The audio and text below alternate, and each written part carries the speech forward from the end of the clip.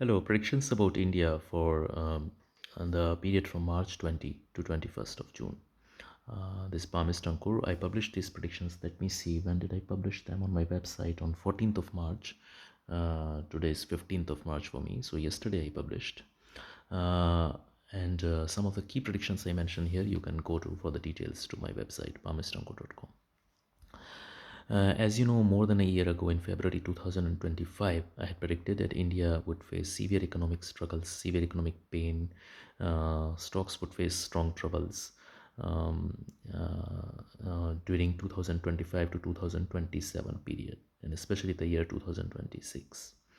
So I continue to stand with that prediction, and as you can see probably by now that this, of course, is happening.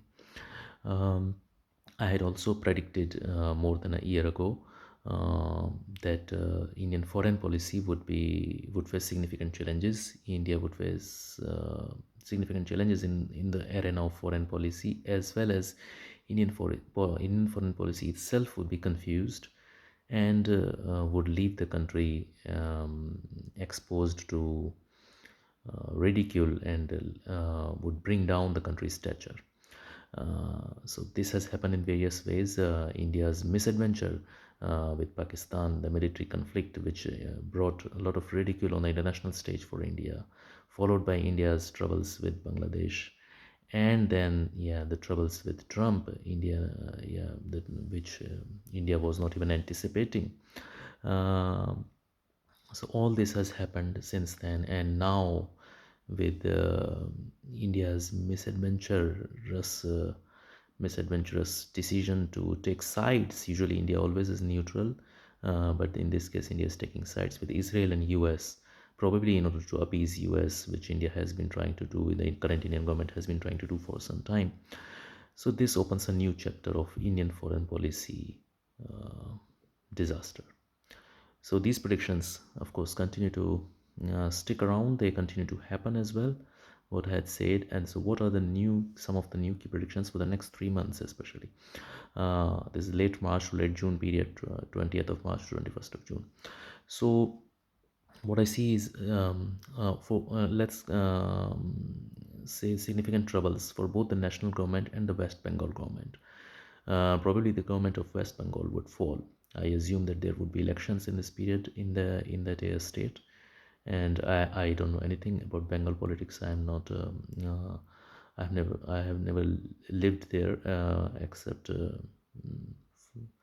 for a brief travel or for a few days, but I've never lived there, so I don't know much about Bengal politics. But I assume that it is highly likely that the ruler of West Bengal currently may fall, or the party.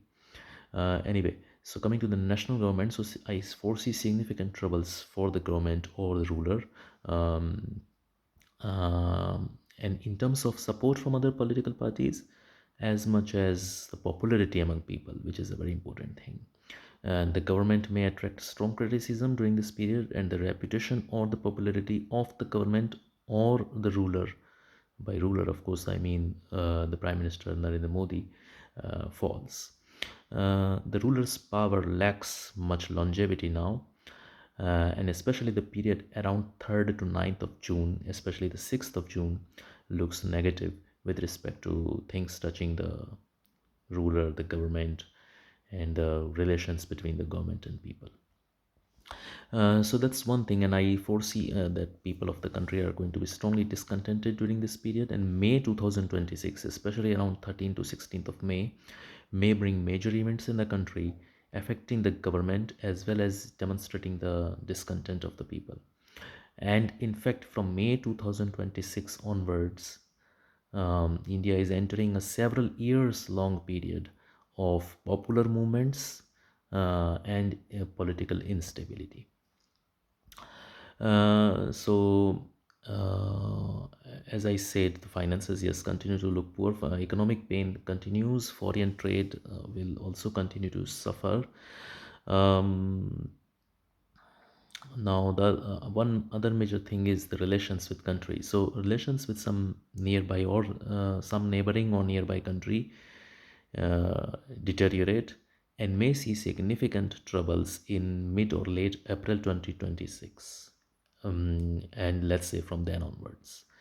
Matters could degrade to such an extent that the country may get enmeshed, that India may get enmeshed in a military conflict.